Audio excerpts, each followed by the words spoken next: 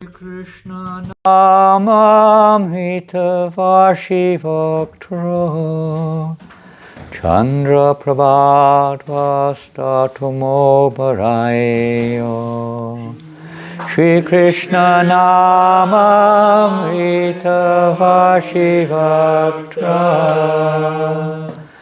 Chandra Prabhatvastathamo Bharayo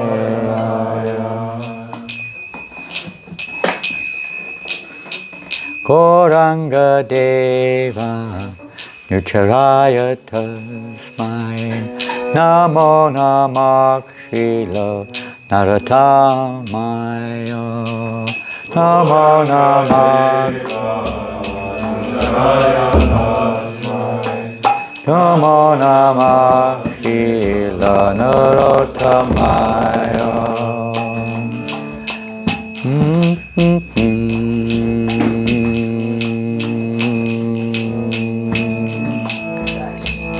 You give me a note, I'll sing according to your note. You give me a note, I'll sing according to your note. Easier for me to adjust than you.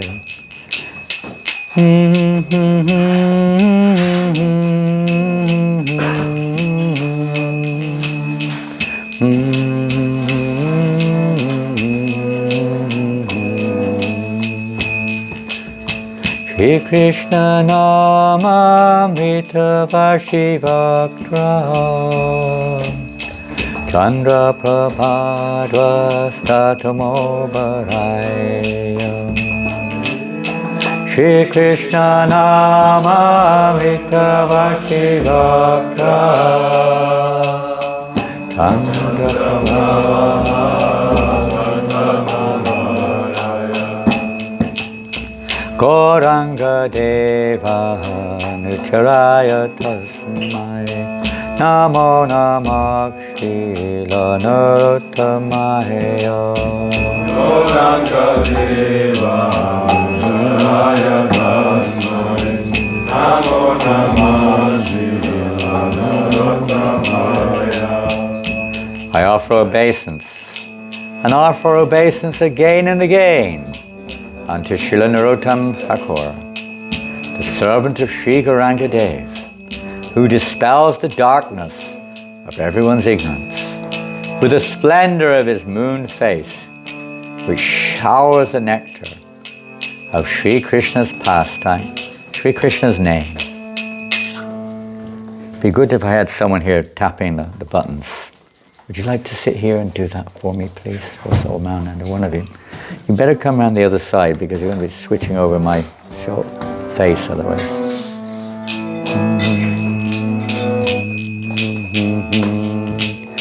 Sankirtanananda jamandasya Danta duti jotita dinkaya Sankirtanananda jamandasya Danta duti jotita dinkaya Seda Shrutara Snapetaya Tasmai Namo Namah Shila Narottamaya Seda Shrutara Snapetaya Tasmai Namo Namah Shila Narottamaya I offer obeisances, and offer obeisance again unto Srila Narottama Thakur, who is bathed in streams of tears and perspiration, and has illuminated the directions with the luster of his teeth, amidst his gentle smile, arising from the bliss of Sankirtan.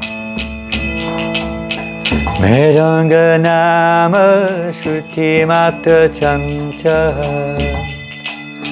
Padambuja manda manoharaya Mridanga nama shruti mata chancha Padambuja manda manoharaya Sajakasmuja kulakaya tasmai Namo Namah Shila Narottamaya Samudya Surataya Tasmai Namo Namaste Narottamaya.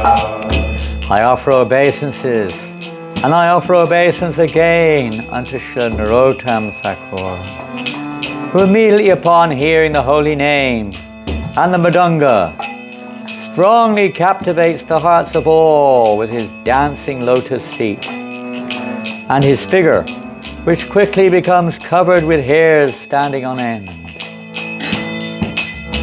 Gandhava Gava Kshapanasvalasya Visma Pita Shesha Kriti Vijaya. Gandhava Gava Kshapanasvalasya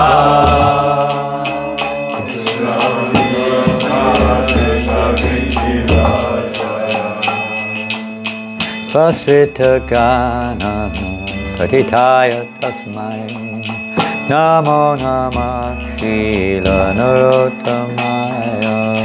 Vasrita Gana Patitaya Tasmai Namo Namah Srila Narottamaya. I offer obeisances, and I offer obeisances again unto Srila Narottama Thakur, who crushes the pride of the Gandharvas, astonishes with his dancing the entire society of experts, and is renowned for the songs he composes. Ananda Murti Navani Tapata Duli Parala Krita Vigrahaya Ananda Murta Vanitagavata Tulibara Vigrahaya Yadashanam Bhagya Varena Tasmai Namo Namah Srila Narottamaya. Yadashanam Bhagya Varena Tasmai Namo Namah Srila Narottamaya. I offer obeisances, and I offer obeisances again unto Srila Narottama Thakur, whose sight is attained only by an abundance of good fortune, and whose figure, having fainted in ecstasy and fallen to the earth, shines decorated by an abundance of dust. Dale stale asya kripa prapapti Krishnanya Trishna Jana Sanghatinam. Dale stale asya kripa prapapti Krishnanya Trishna Jana Sanghatinam. Nirmulita eva bhavanti tasmai Namo Namah Srila Narottamaya. Nirmulita eva bhavanti tasmai Namo Namah Srila Narottamaya. I offer obeisances, and I offer obeisances again unto Srila Narottama Thakur, because of whose mercy, which is comparable to water stations established from place to place, people's thirst for all things apart from Krishna becomes completely uprooted. Yabhakti nishto palariki keva Parshak punak sparshamani vayasya Yadakti nishto palaraki keva Parshak punak sparshamani vayasya Pramanyam evam shrutivajadiyam Tasmai namah Srila Narottamaya. Sadgatiya, Tasmai Namah Shri Narottamaya. I offer obeisances unto Srila Narottama Thakur, whose constancy in bhakti is like a line carved in stone, whose touch is like that of philosopher's stone, the touchstone, and whose speech is as authoritative as the Vedas. Murchaiva bhakti kimayam kimesha vairagya sarasthanuman viloke. Bhakti kimayam kimesha vairagya sarasthanuman viloke. Sangbhavyate kritivi sadaiva tasmai namah Shri Narottamaya.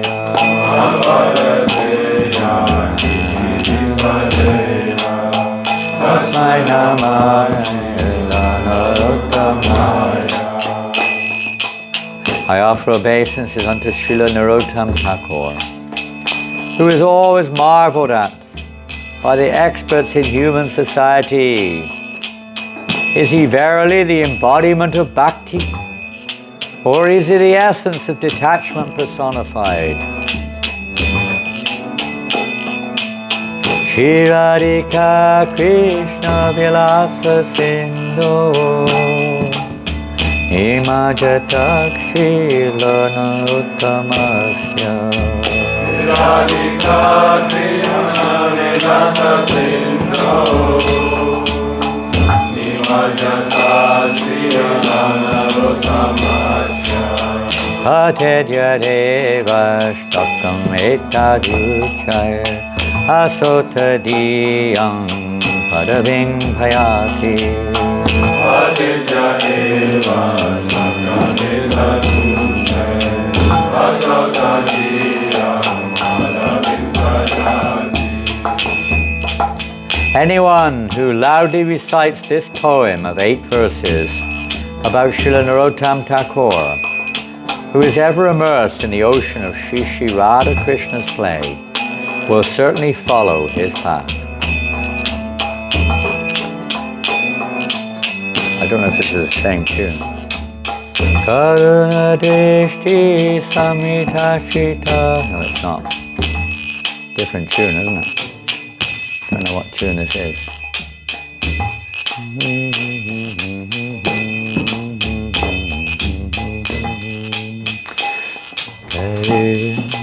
Drishti Samita Shita Mantukoti Ram Yadaro Yadati Sundar Dantakanti. I'll just sing it through once. Shri Narottama Mukham Bhujamandahasyam Mukham Bhujamandahasyam Asyam Tanotu Vidi Meditarat Sadasyam Asyam Tanotu Vidi Meditarat Sadasyam. The same as the Brahma Samhita tune. Replete with his glance of compassion, which absolves the surrendered of millions of offenses. Absolves those, that means those who are surrendered. It absolves them, it removes them of millions of offenses and the luster of its extremely beautiful teeth emerging from his enchanting lips. May the gentle smile of Sriman Narottama Thakur's lotus face dance within my heart and bestow upon me his service. Bhajane Danga Karatala Kalabhiramam Bhajane Danga Karatala Kalabhiramam Gauranga Gana Madhupana Bharabhiramam Gauranga Gana Madhupana Bharabhiramam Shriman Narottama Padambujamandumetam Narottama Padambujamandumetam Hitang Titata Yatumam Palitestu Krityam Hitang Titata Yatumam Palitestu Krityam Delightful with the resplendent sounds of the mridangas and kartals, and delightful with an abundance of drinking of the nectar of songs about Gauranga. May the enchanting dancing of Sriman Narottama Thakur's lotus feet make me his servant, fulfilled in having reaped the fruit of his cherished service.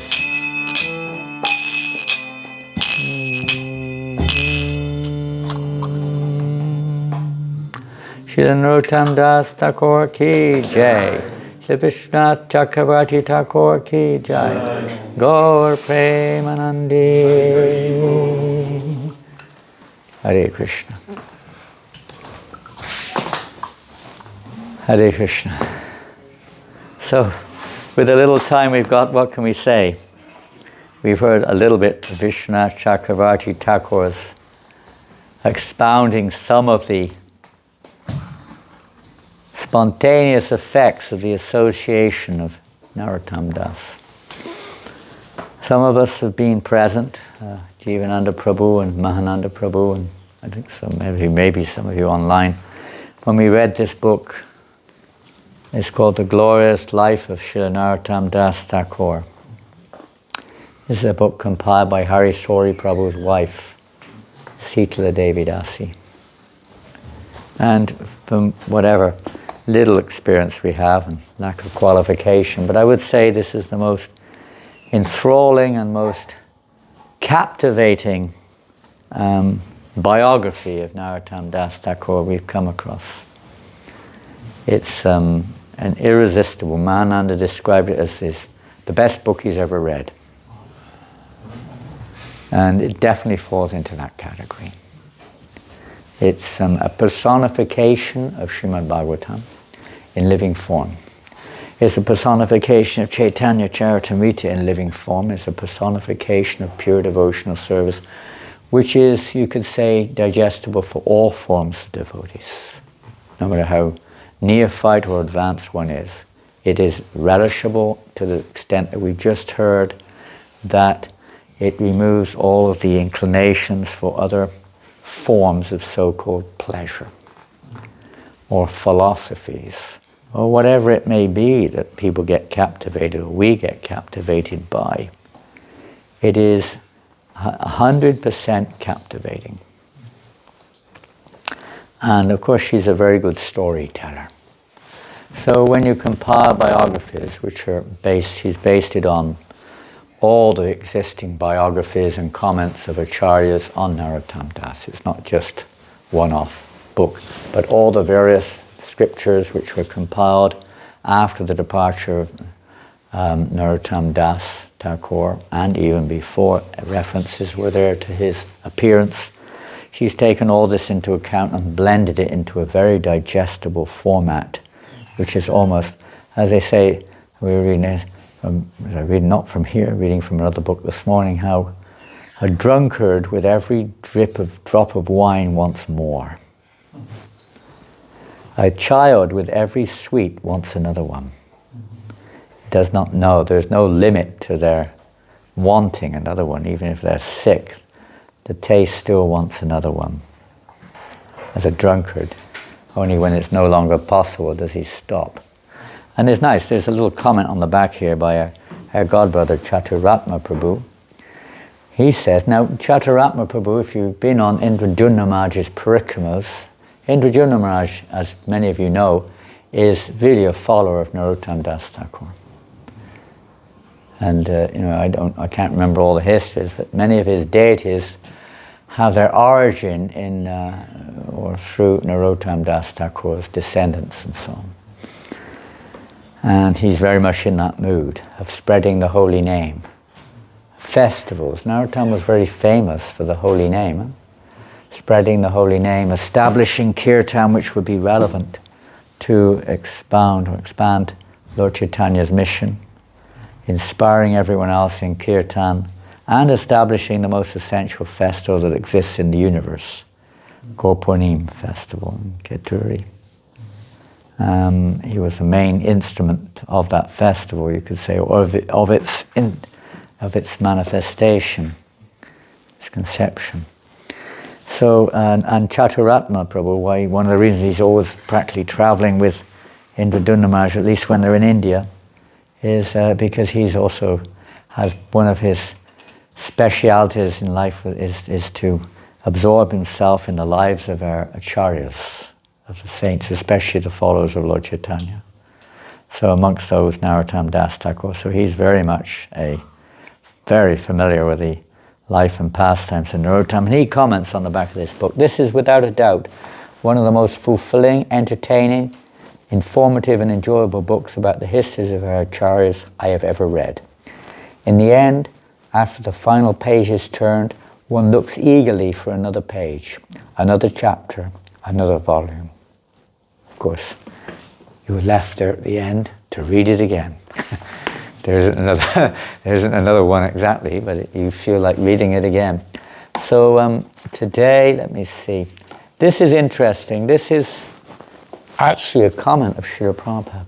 I think we're in our rights to start here. Om Jnana Timirandasya Gyananjana Shalakaya Chakshuran Militam Yena Tasmai Shri Gurave Namaha Sri Chaitanya Manobhistam Tapitam Yena Bhutale Swayam Rupakadamayam Dadati Svapadantikam Vandehang Sri Guru Sri Yutapadakamalam Sri Gurun Vaishnavamscha Shri Rupam Sagrajatam Sahagana Raganatan Vitam Tam Sajivam Sadvaitam Savadutam Parejana Sahitam Krishna Chaitanya Devam Shri Radha Krishna Padan Sahagana Lalita Shri Vishakan Vitamscha He Krishna Karuna Sindhu Dinabandhu Jagatpate Gopesha Gopika Kanta Radhakanta Namostute Tapta Kanchana Gaurangi Radhe Vrindavaneshwari Vrishabhanu Sute Devi Pranamami Haripi Panchakalpa Tarupyascha Kifa Sindhu Bhyepicha Patitanam Pavanebhyo Vaishnavebhyo Namo Namaha Sri Krishna Chaitanya Prabhu Nityananda Shri Advaita Gadadhar Srivasadi Gaura Bhaktavinda Hare Krishna Krishna Krishna Hare Hare Hare Rama Rama Rama Hare Hare. This is published by Inward Publishers.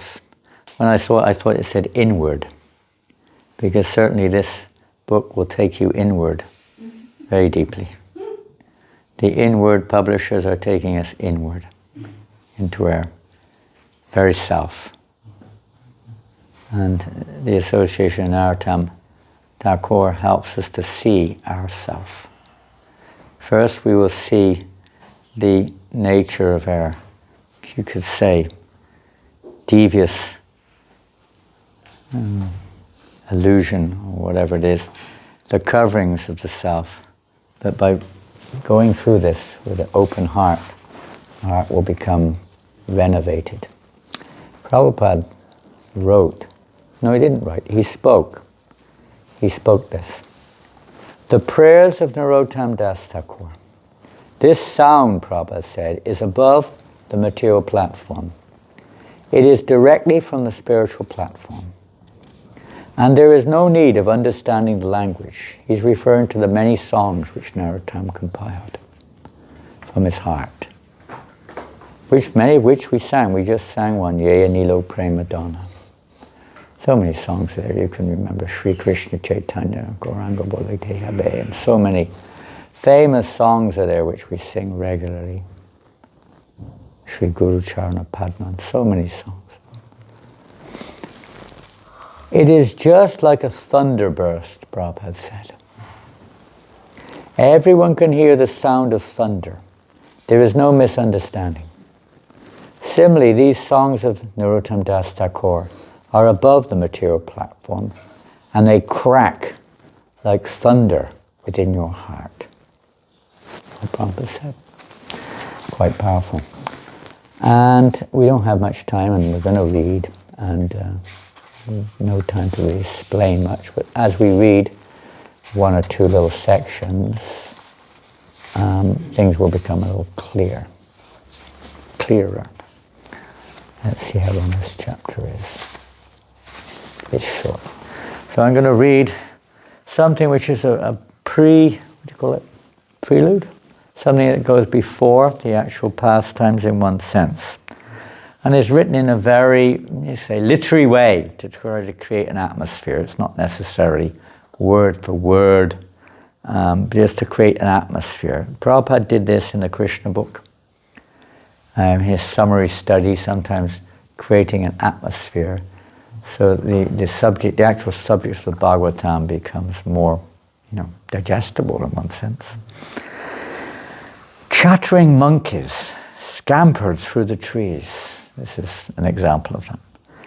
Gawking curiously at the group of bright-faced devotees, jubilantly singing the Lord's holy names. The kirtan party slowly wound its way through the lush green countryside, their sweet, melodious chanting echoing through the thick canopy of palm and coconut trees. Hare Krishna, Krishna Krishna, Hare Hare, Hare Rama, Hare Rama, Rama Rama, Hare Hare. Losing themselves in the joy of the kirtan, the devotees chanted with full absorption, their voices brimming with devotion. Sri Chaitanya Mahaprabhu danced in the center of the devotees, his radiant golden body swaying gracefully to the beat of the pulsating drums. Have you found this book online? Is it online? I've never heard of it being online as such, but maybe it is.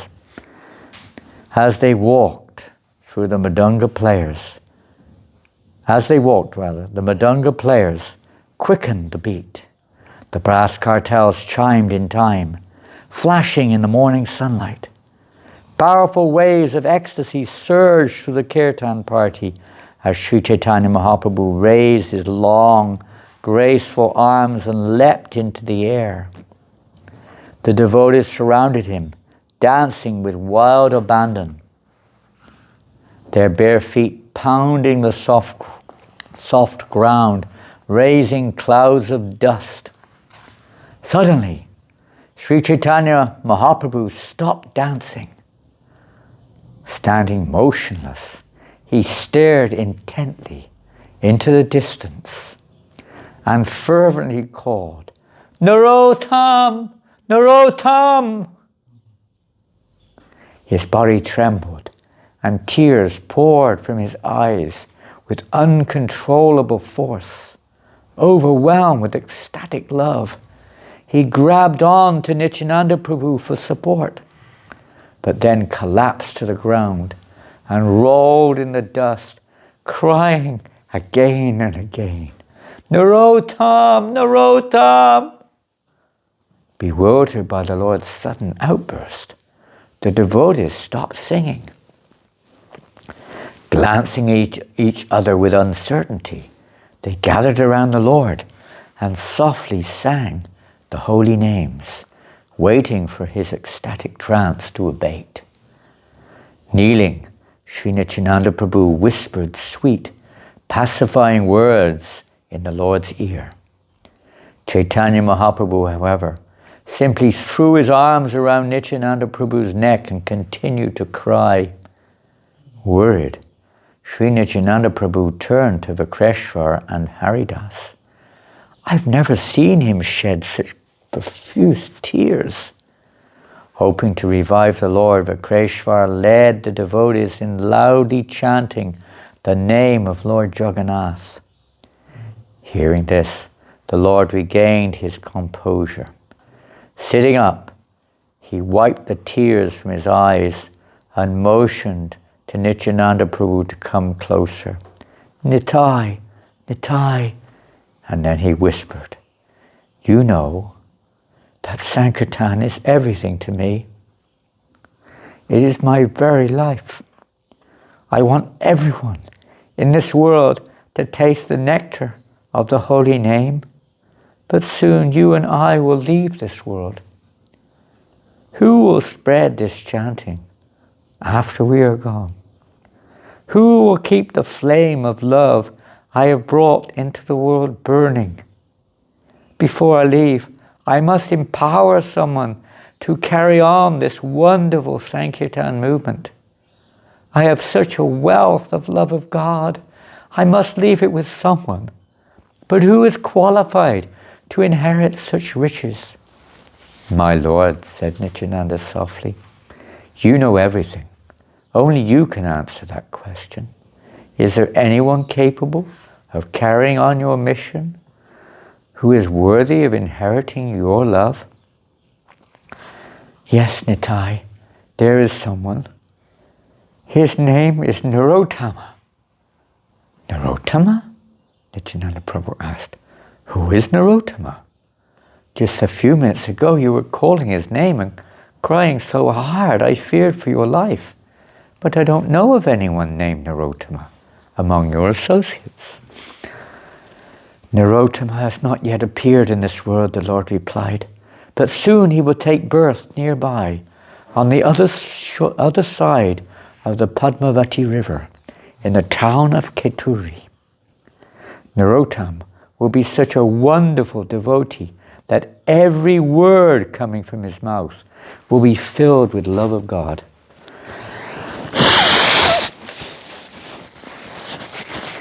And anyone who sings his praises will certainly attain love of God.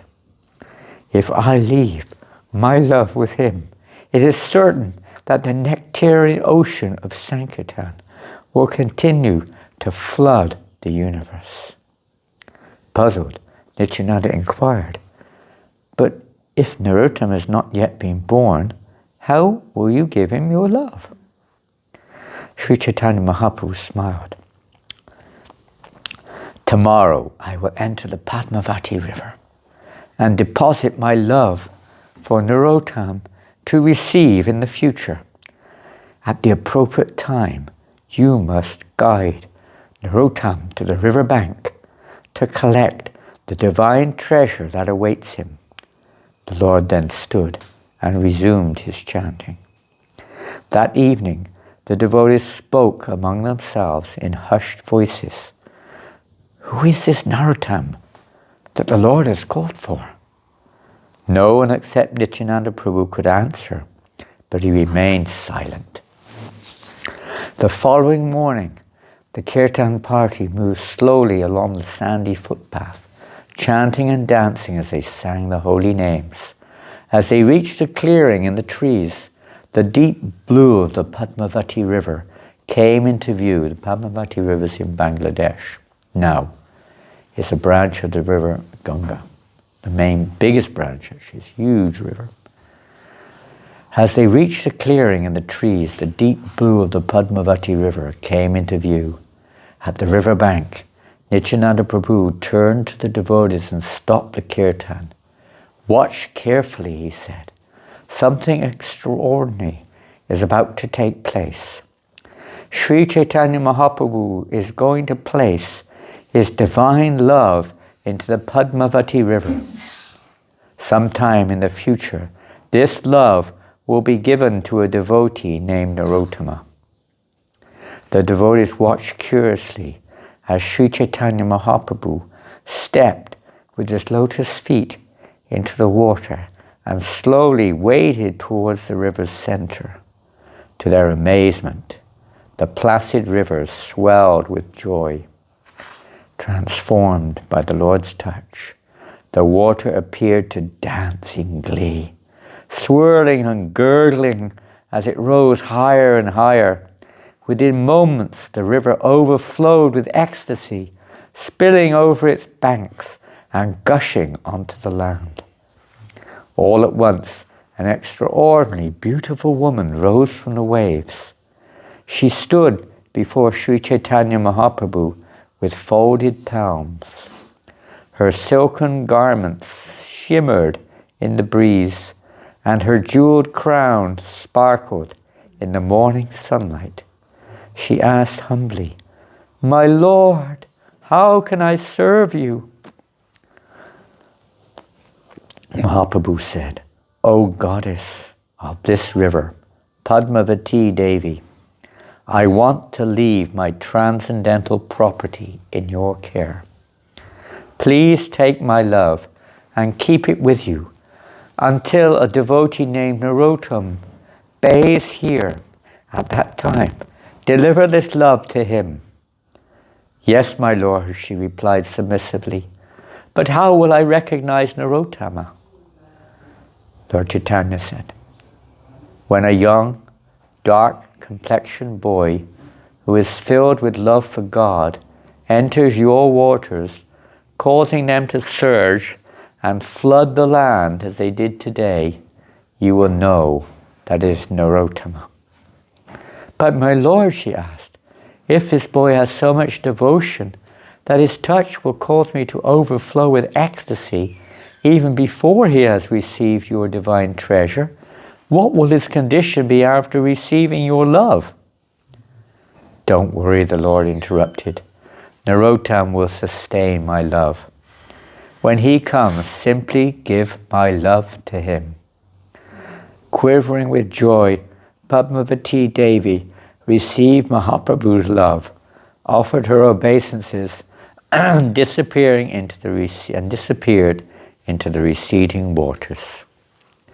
The devotees who observed this exchange stood transfixed, mouths agape, and eyes wide with astonishment. Sri Chaitanya Mahaprabhu turned to them and said calmly, "Begin kirtan."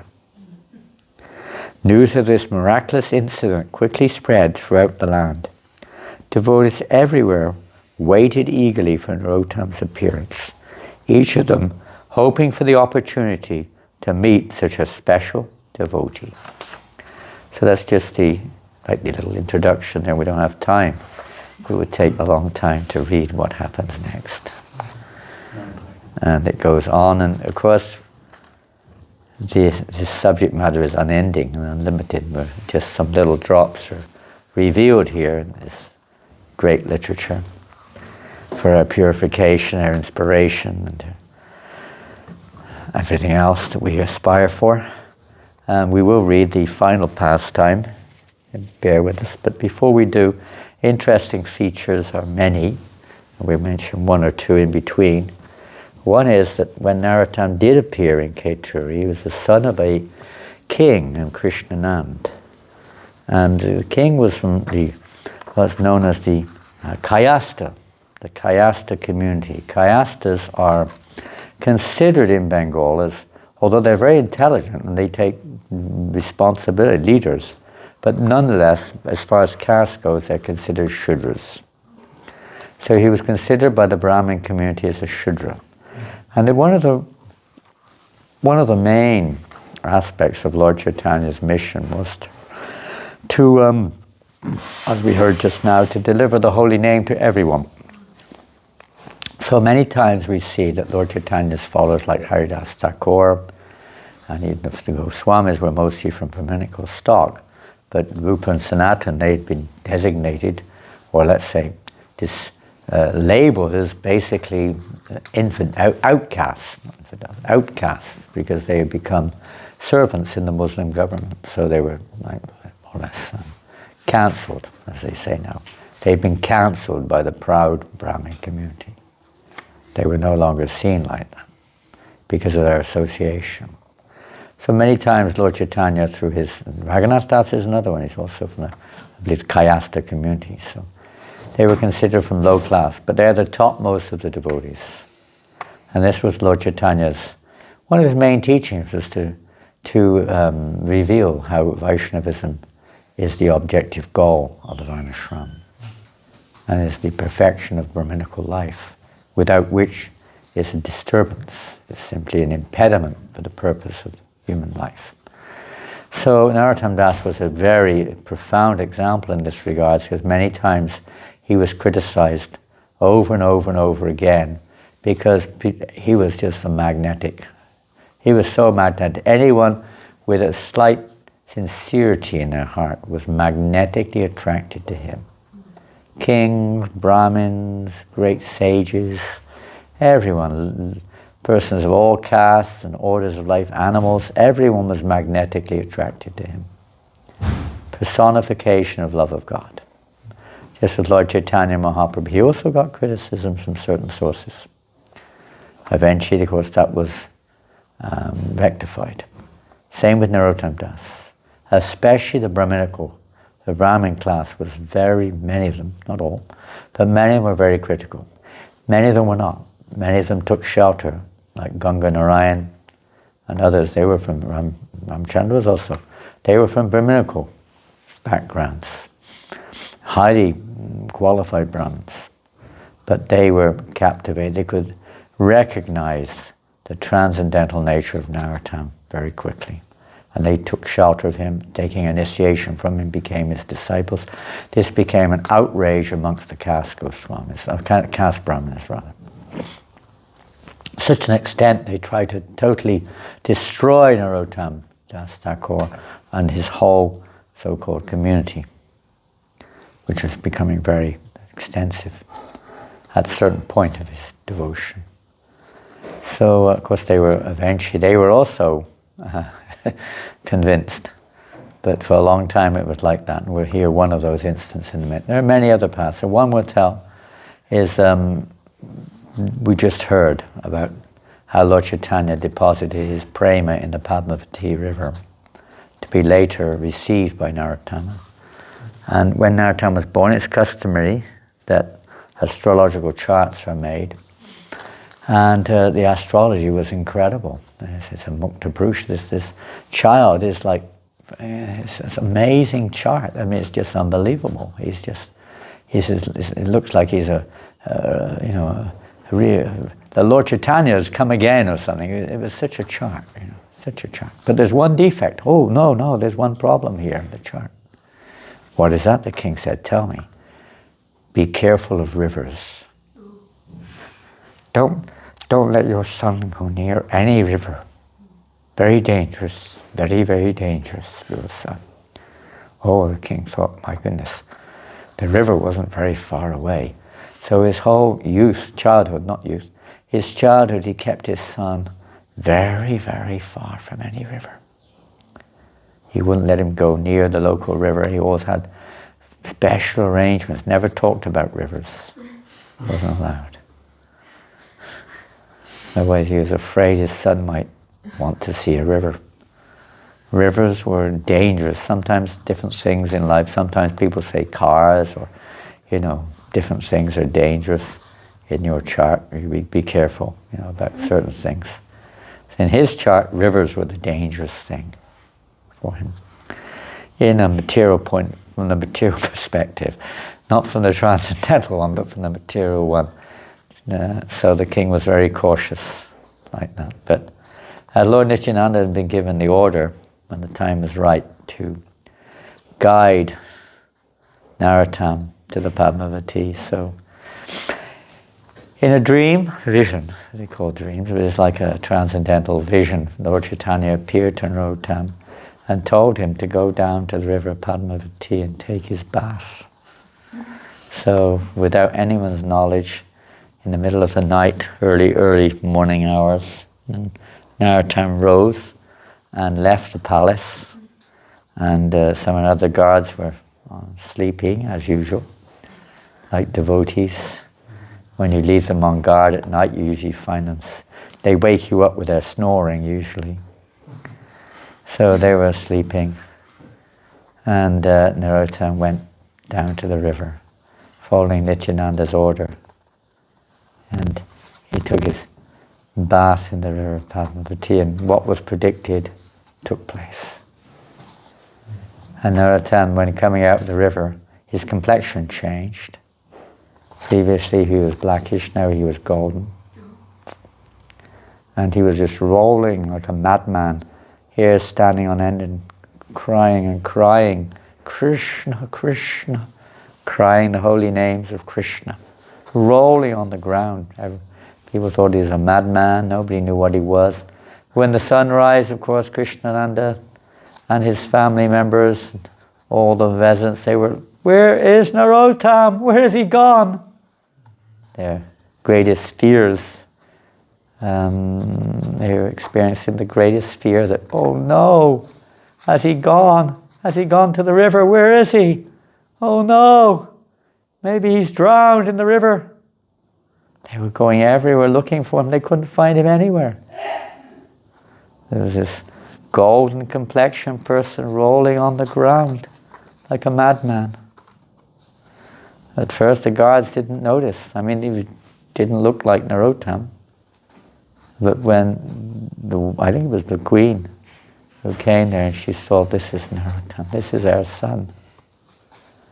So they managed to bring him back home, but he was never the same again.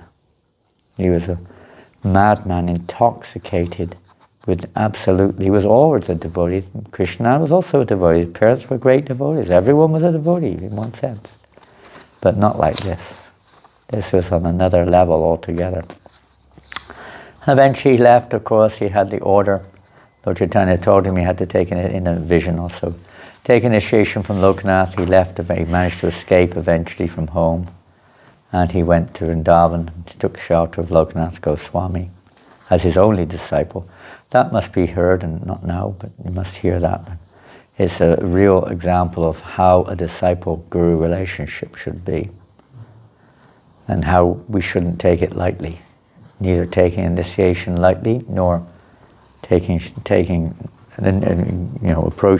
initiation, or taking the responsibility for being initiated.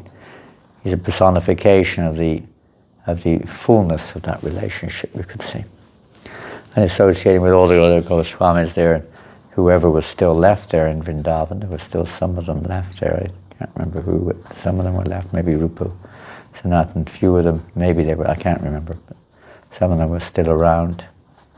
And Jiva, maybe just Jiva. I think it was just Jiva. All the others had left the world by then. Because it was quite a time after Lord Chaitanya's demise that Narottama appeared. So, and he left and went to Vrindavan. He went to all the places of Lord Chaitanya's pastime. So it took him a while. And maybe 30 years after Lord Chaitanya's departure, something like that. So most of the others had already left too. But he took shelter of Jiva Goswami, and of course that's most famous possibly stories of Narottama's relationship with Jiva Goswami and how he was empowered by Jiva Goswami. And Srinivasacharya was the first of the famous trio to take shelter of Jiva Goswami. Srinivas was senior. But together with Srinivas and with Shyamananda, Narottama was given the order to go to Bengal with the Gaudiya Vaishnava literatures of the Goswamis and take them to Bengal and preach the message of the Goswamis. The idea there was also to blend. The Goswamis in Vrindavan didn't really discuss much, they didn't write much about Gaur Lila. In Bengal, Orissa, it was only Gaur Lila. There wasn't much Krishna Lila. Goswamis was mostly Krishna Lila. So to understand that it's not two different paths, they're one and the same. The reason there, to blend the two and to understand that Chaitanya Lila, Mayapur is non-different than Vrindavan. The pastimes of Lord Chaitanya are, in one sense, non-different than those of Radha and Krishna. Just in there. You could say the nature of the pastimes and everything appears different, but the inner heart's the same. the actual essence is the same. They go on simultaneously. So to bring the unity there in the apparent diversity. And the philosophy given by the Goswamis, the ultimate fruit, you could say, of Lord Chaitanya's mission, and the process and the absorption in Sankirtan, all blended in the form of Narottama Das Thakur. He was a personification. He's known as the Gaur Shakti, the energy of Lord Chaitanya, especially Kirtan Shakti. He'd been given this directive by the Lord Chaitanya Mahaprabhu to establish Kirtan in a way which would be completely digestible, in a way which we follow that line, the line of Narottama Das Thakur, in of course with many other, you could say, variations or more than the traditions. But it's based on that, on the teachings of Narottama, our Sankirtan movement, basically, or at least the performance of Sankirtan. And that was very, very much manifested in this festival he arranged in Kaituri when he returned later to Bengal. And he arranged this Gaur-Purnima festival for the unification. The essential feature of this was to unify not just the philosophical, let's say, not contradictions, but apparent differences, to bring that together, but also the devotees. After Lord Chaitanya's departure, there were many branches of followers of Lord Chaitanya. Many of them have gone in different directions, as is usually the case, various deviations or speculations and so on have come in due to association with other groups, especially with Muslims and Buddhists and caste Brahmins, because many of the followers were from these backgrounds. So many of them have started to incorporate all various things into the line of Lord Chaitanya's mission. So to, again, re-establish the pure line of Lord Chaitanya Mahaprabhu, Narottama arranged this festival on the order of his spiritual master, basically, and also to install deities.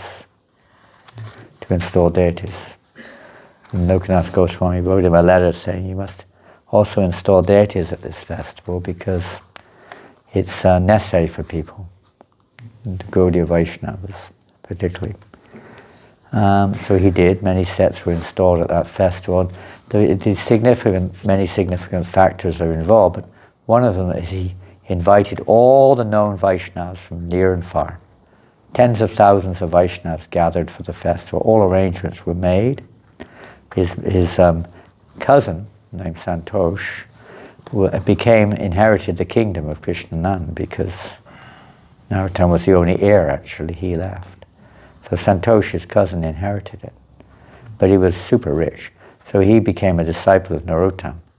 And he made all the arrangements to provide unending facilities for the visiting devotees.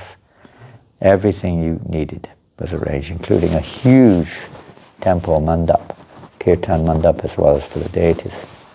Huge arrangements were made, and thousands of people were engaged in providing for it. Srinivasacharya came to help organize. He was a great organizer. Shyamananda, everyone came. All the whoever was still remaining of Lord Chaitanya's associates came, and particularly, although Nityananda had departed, his consort Janavama was still there. She came. She was the guest of honor. She was the VIP.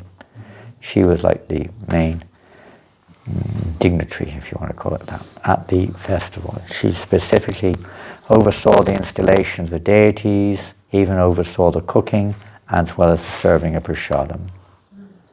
And to bring unity amongst all the devotees was her essential, you could say, input. To unify them all under the actual flag of pure devotional service, Gaura Bhakti. So this was the first official Gaur-Purnima festival which is meant for unification. Is meant for that purpose, serving the Vaishnavas, unification, and expanding the Sankirtan movement, unendingly. Anyway, it's much more. We're going to now go straight to the end because there's so many things. And we'll read the last section here, the final departure of Narottama Das. Kindly lend your ears. So at this point of time, there's been, let me see where we're taking up here.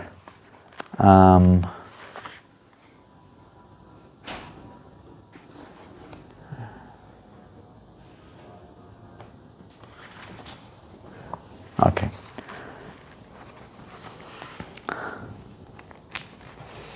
So Narottama Das, one of his disciples, I think his name was, what was his name? I've forgotten. Oh no, it was Ganga Narayan. Ganga Narayan's village was not, it was a distance from Keturi. And Narottama was getting elderly. And, he was becoming a little recluse, withdrawing himself, not even eating. So Ganga Narayan was thinking maybe he needs, because we were all getting very worried, is our Guru Maharaj is going to leave or what? So he suggested he come to his village for a while. So they did, they went to the village, Narottama agreed. But whilst at a village, it looked like, everything was going well. All of a sudden Narottama seemed to disappear within himself completely, and for practically a long period of time he just looked like he was about to leave his body. And by whatever will of the devotees, the Lord's will, he came to again. But it was a very worrying moment, worse than any moment they'd previously had in Keturi. So they returned to Keturi after a while. And again, after a while, Narottama was becoming very reclusive, withdrawing. And when he heard news of Ramachandra and Srinivas's departure, he really felt there's no point in living anymore. He compiled a song, and he compiled songs according to the situation throughout his life.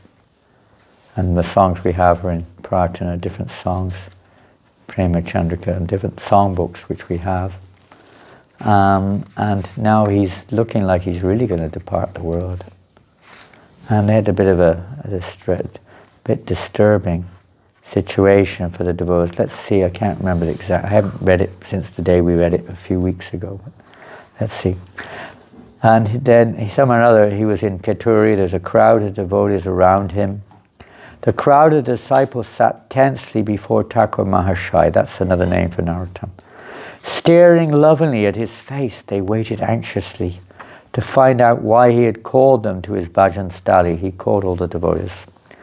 After a very long silence, Narottama finally said, "In this fragile state, how can I live?" No one spoke, and Narottama looked compassionately at his disciples' stunned faces.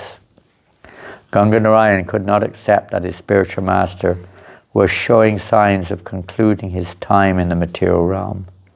He knew that Thakur Mahashaya's condition was not caused by any physical problem. Rather, he was experiencing intense spiritual emotions. Still, he spoke up boldly. "Gurudev, we are all deeply concerned for your health. Perhaps it would be good for you to get out of this dark forest and have a change of scenery." Oh, good. This is actually explained, so forget what I said before about going to his village. "Maybe you can come to my house in Gambhila. It's a beautiful spot, right on the bank of the Ganga." Narottama was living in a very dark forest, and hardly any sunlight. "There," he said, "you can bathe daily and get some warm sun, and my wife will prepare nourishing prasadam for you. I'm certain your health will improve." You might see some kind of parallel with Srila Prabhupada being in Vrindavan in his last days, and devotees encouraging him to go to Mayapur or some other place to get some fresh air, some change, some light. Everyone waited. Thakur Mahashaya appeared to consider the suggestion. "All right," he said, smiling slightly.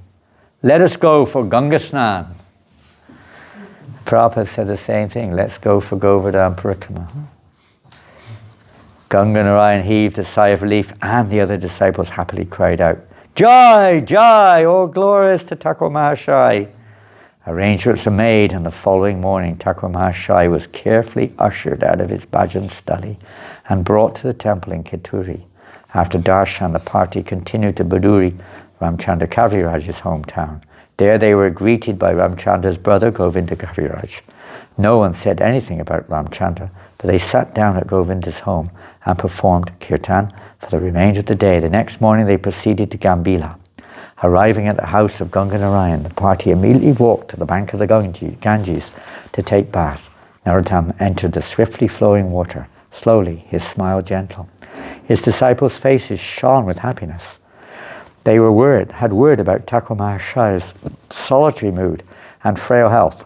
For such a long time, it was a relief to be in his company again and see him step into the sparkling waters of the holy river. After a refreshing bath, they sat together on the sandy riverbank, basking in the warm sunlight. They chanted softly, savoring the depth and intimacy of this special experience. After some time, however, Thakur Mahashaya's mood unexpectedly changed. His expression grew grave. He stared intently at the Ganges. Tears flowed from his eyes, forming rivulets down his cheeks. He seemed to have left his associates behind and become inwardly immersed. Without a word, he suddenly lay down on the sand and closed his eyes.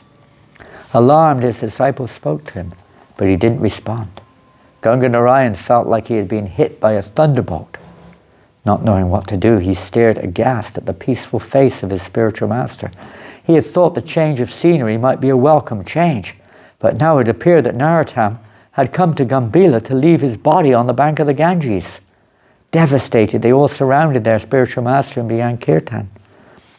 They could do nothing but pray and sing and watch helplessly as their beloved Thakur Mahashaya's chest faintly rose and fell. The villagers who had followed the party to the Ganges also gathered around, eager to have a last darshan of the famous sadhu.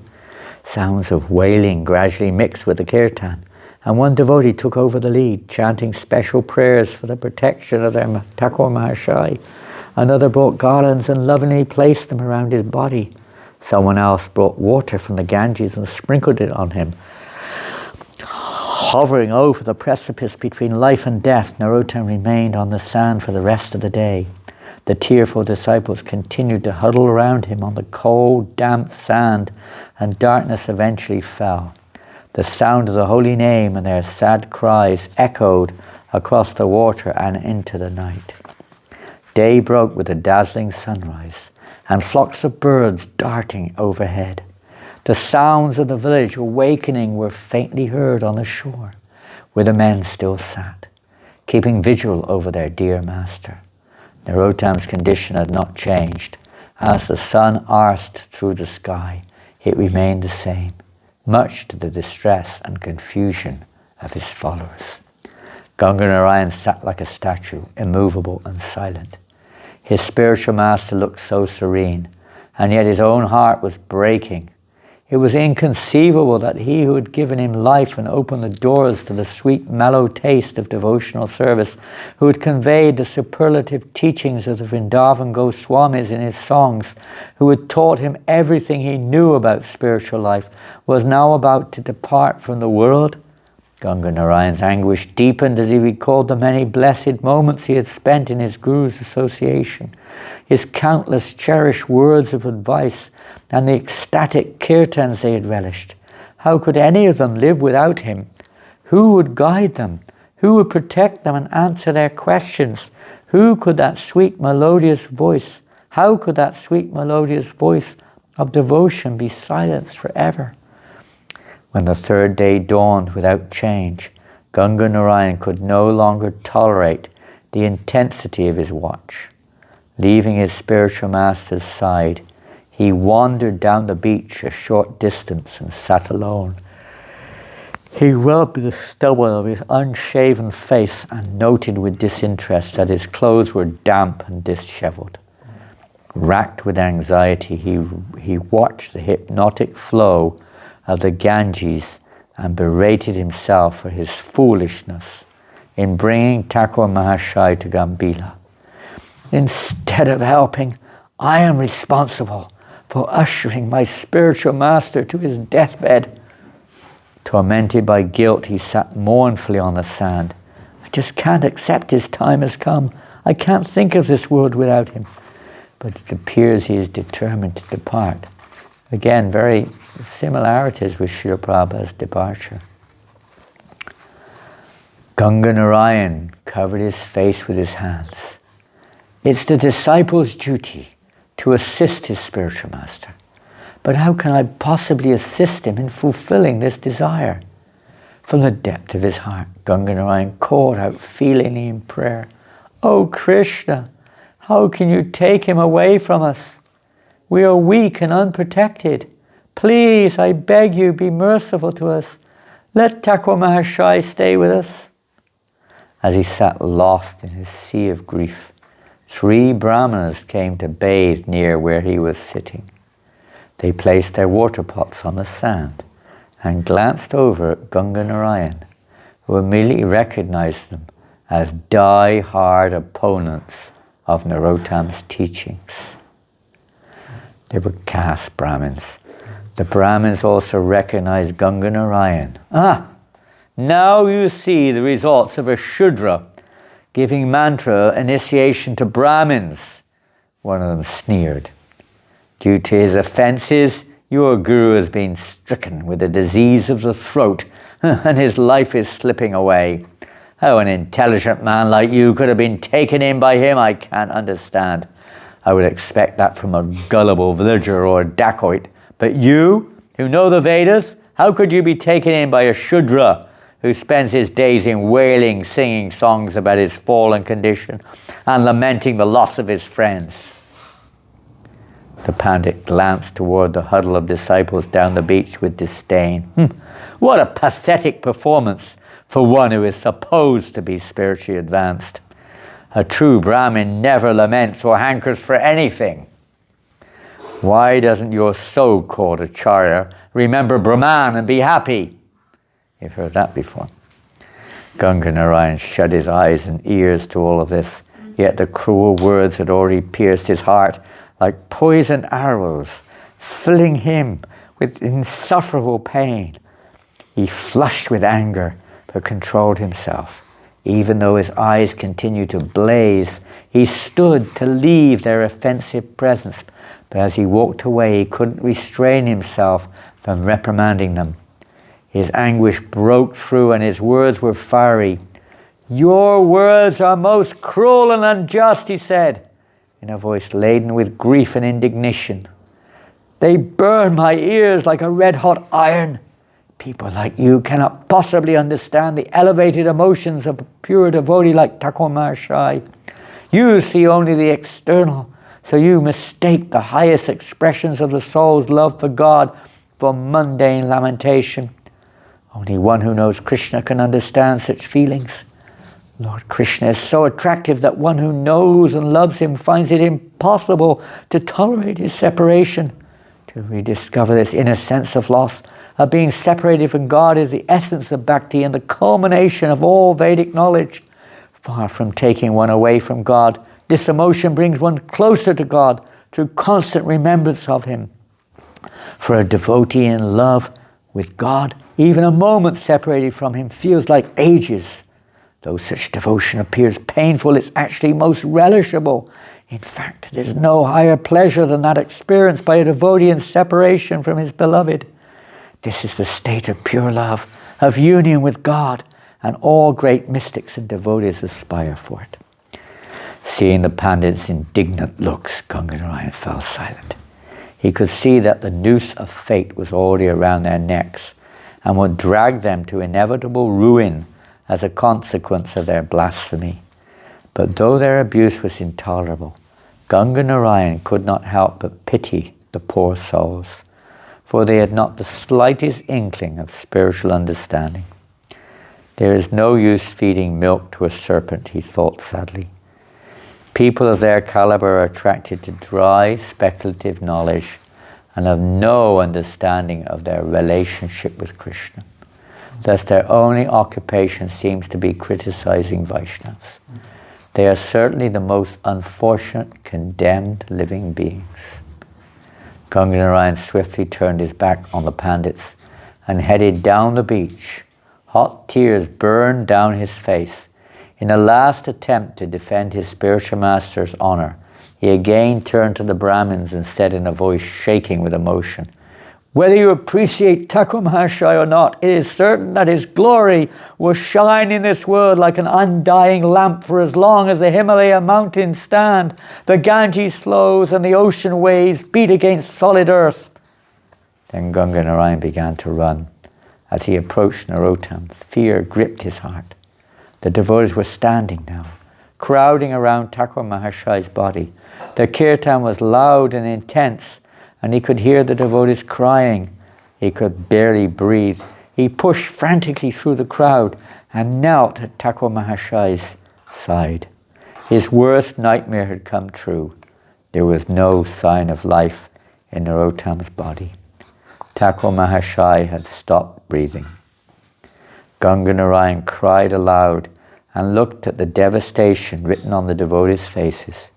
He was shocked to see the offensive Brahmins standing nearby with some of their associates. They were smiling, placing his head on his spiritual master's feet. He blurted out, "Thakur Mahashaya, please come back, we need you. If these foolish Brahmins dare to behave so outrageously now, what will happen in your absence? Prabhu, you have delivered many, many fallen souls, yet these Brahmins continue to criticize you. If you die now, their claims may be accepted as truth." Ganga Narayan's heart raced and his lips quivered. "Please show your mercy to these misguided Brahmins. Please don't leave us."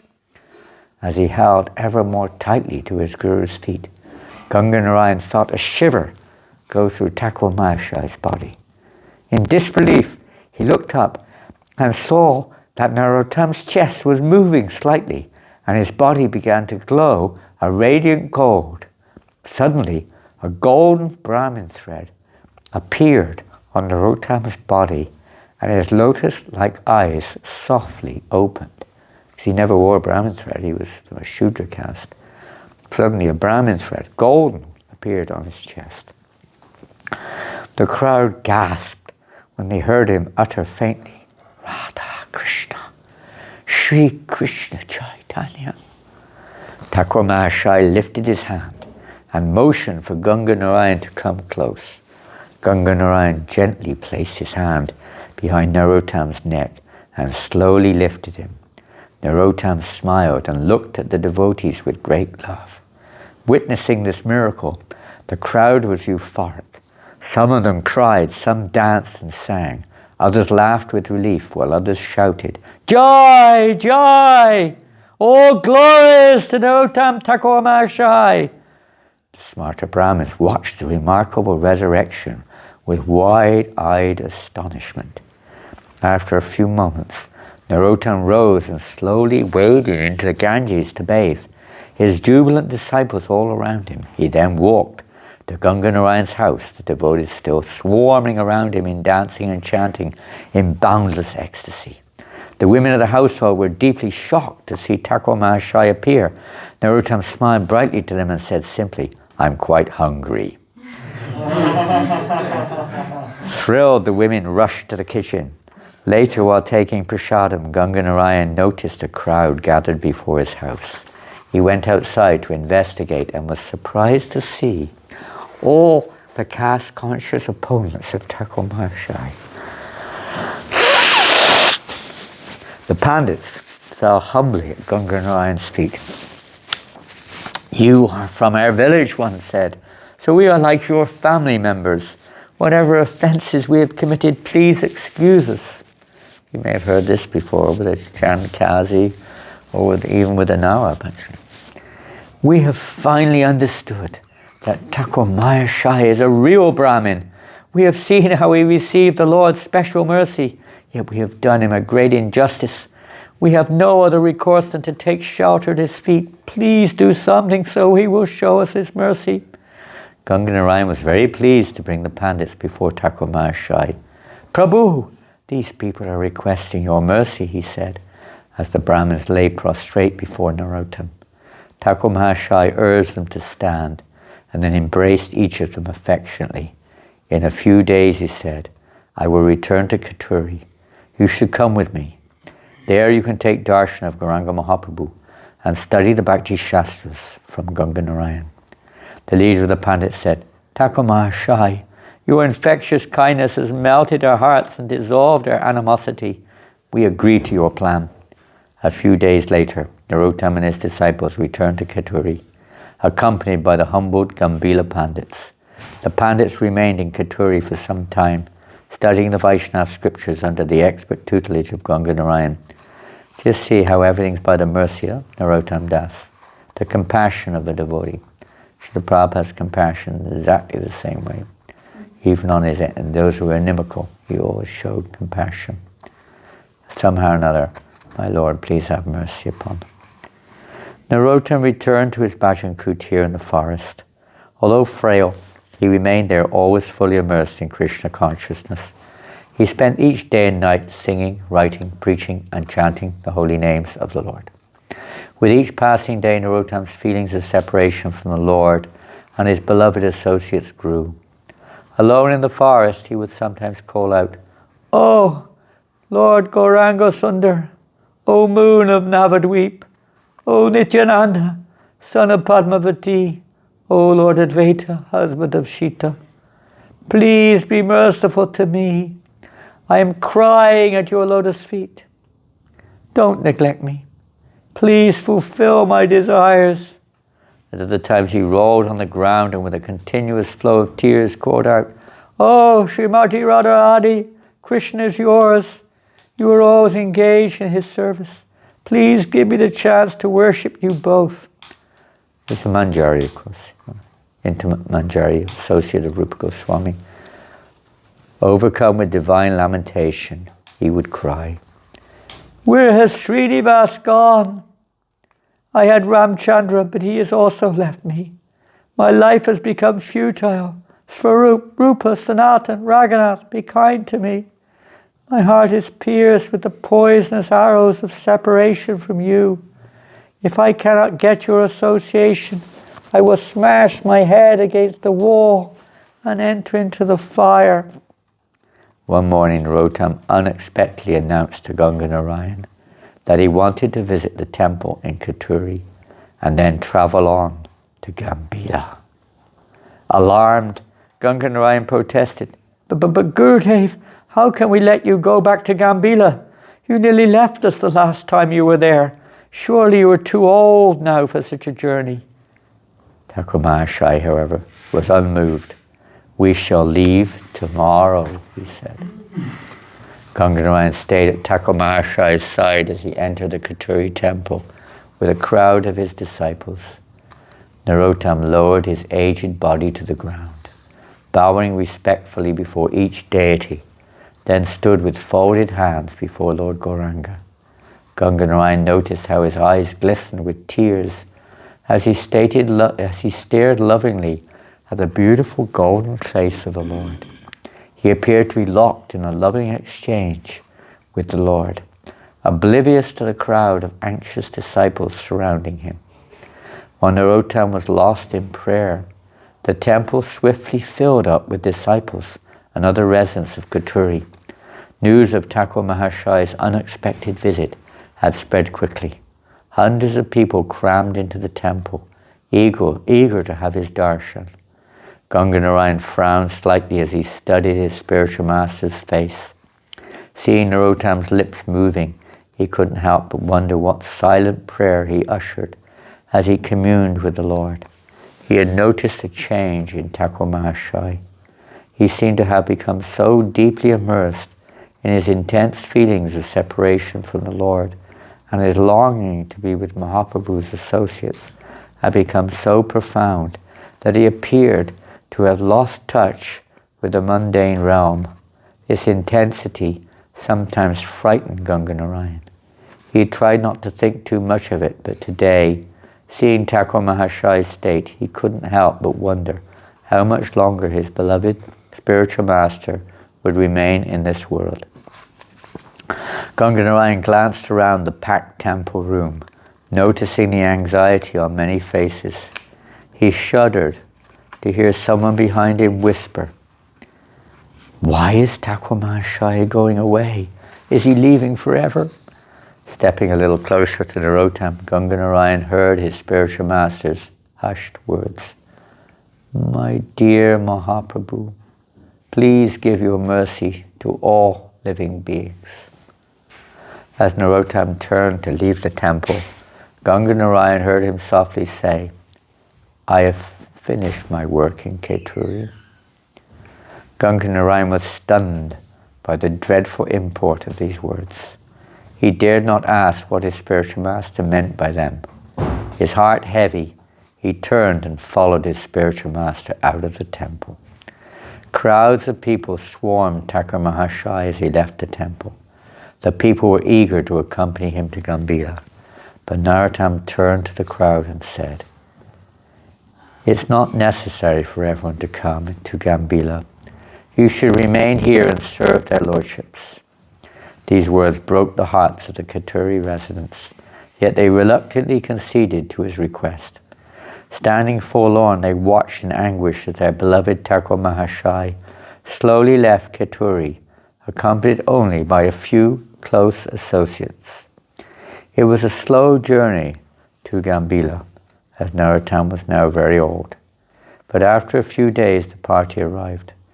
Excited residents rushed to greet him, and Narottama smiled gently, showering his blessings on them all. Ganga Narayan, however, felt uneasy about the look on Thakur Mahashaya's somber face. His discomfort turned to alarm when Narottama unexpectedly announced that he was going to bathe and then headed toward the river. Ganga Narayan kept pace with his guru.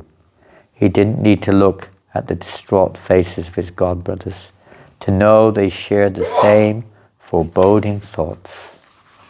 It's another 2 pages. When Narottama reached the river bank, he offered his respects to the sacred water and then stepped into the river without hesitation. Ganga Narayan and the others followed him, slowly submerging his frail frame. Narottama sat, half submerged in the cool water. He asked his disciples to be in kirtan. As the chanting filled the air, Narottama turned to Ganga Narayan and asked, "Kindly massage my body." Eager to render some service, Ganga Narayan moved to Thakur Mahashaya's right side and began to gently rub his spiritual master's body. Ramakrishna, another disciple, moved to Narottama's left side to help with the massage. The rest of the devotees continued a melodious kirtan. All eyes were riveted on Thakur Mahashaya's face. His eyes were slightly closed and his face lit with an unearthly glow. His mood was unfathomably deep. Gradually his entire body began to emit a golden effulgence. Stunned, the disciples moved in closer, spontaneously chanting louder and increasing the tempo of their kirtan. Ganga Narayan was astonished to see the water surrounding Narottama's body turning a milky white. He realized that the white substance was flowing directly from his spiritual master's body as he was being massaged. Ganga Narayan instantly understood what was happening. He stared in helpless disbelief. Intense anxiety gripped his heart. He wanted to cry out, "No, no, please don't go." He wanted to stop the massage. He wanted to lift his spiritual master out of the water and back to the river bank. In desperation, he looked at Ramakrishna. His eyes were raining tears, yet he did not stop rubbing Narottama's transcendental body. Ganga Narayan understood that he too must continue. Devastation filled the hearts of the devotees, but they continued to chant as they had never chanted before. Their hearts bursting with pain as they cried out to the Lord. Louder and louder they chanted as they helplessly watched the milk flow from their spiritual master's body and wash away in the Ganges current. Ganga Narayan's grief was terrible, but he knew he could do nothing to change what was happening. His beloved spiritual master, that illustrious ambassador of the spiritual world, the guardian of humility, the king of Kirtan, had decided to return to the spiritual realm. As the milky substance poured from the Thakur's body, the Ganges began to swirl furiously, and waves lapped high against the shore. The devotees shouted, "Hari, Hari!" and sobbed in agony as the cherished form of their spiritual master disappeared from sight, merging fully into the water of the Ganges. As Narottama saw ascending on its journey back to Godhead, it appeared as if the entire universe stood still to offer a moment of silent respect to that brilliant luminary, Srila Narottama Thakur, whose presence on this earth had been more pleasing than 1,000 moons, whose words had been more brilliant than 1,000,000 suns, and whose mercy was worth more than 1,000,000,000 precious gems. Someone handed Ganga Narayan a clay pot, and he scooped up some of the milky Ganges water in it and clutched it tightly to his chest. The tears of the devotees now mixed with the Ganges water. Yet even in the agony of separation from their spiritual master, they also rejoiced, knowing that at last Narottama was reunited with his beloved Lord. Once again, the Kirtan roared, "Jai Narottama Das Thakur! Jai Narottama Das Thakur! Hare Krishna, Krishna Krishna, Hare Hare, Hare Rama, Rama Rama, Hare Hare. Srila Narottama Das Thakur ki jai." So that's just the last little bit from this book. And Ganga Narayan, of course, they were already in his home. He established that as a Dood Mandir, Dood Samadhi. Dood. Not Dood as we know in the Western world, but a milk Samadhi. So still there in that village is the Samadhi of Narottama Das. We established that clay pot as the body of Narottama Das, of course, had entered the prema. His whole body was nothing but prema. Prema, back into the river Padma, Ganga. And his service in the spiritual world, by the way, milk is a significant feature because his business is to prepare various milk, bring the milk for the various preparations to be prepared for the pleasure of Radha and Krishna. And forgotten, I can't remember, someone may remember his name, Manjari. That's his role, he's the milkman or the milk girl. One who brings the milk. His service is a wonderful service, which sounds pretty simple, doesn't it? But that's how it is. We make life so complicated. Simply providing milk or helping in the preparation of milk products is practically the most essential feature of practical service in many ways in the spiritual world.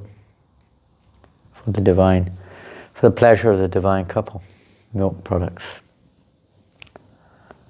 Hare Krishna, Krishna Krishna, Hare Rama, Rama Hare. And now with that spirit of Narottama Das to spread this Sankirtan all over the universe, we can at least try a little bit here in Paris to distribute books, which is what he did also through the teachings of the Goswamis, and spread the holy name. Hare Krishna. Srila Prabhupada ki jai. Jai. Shri Narottama Das Thakur ki jai. Gaur Premanandi. Hari Bol. Hare Krishna. I'm going to try to buy a load of these books if they're still available in Vrindavan when I go there. I think it's important for all devotees to read. Yeah, I know, but why don't we get them straight from the horse's mouth, so to speak, straight from the source. You can get them on Amazon, I think, as you say, they're available there. It's also good, but they're the most beautiful gift they give to devotees. Not everyone's on Amazon. Hare Krishna. Jai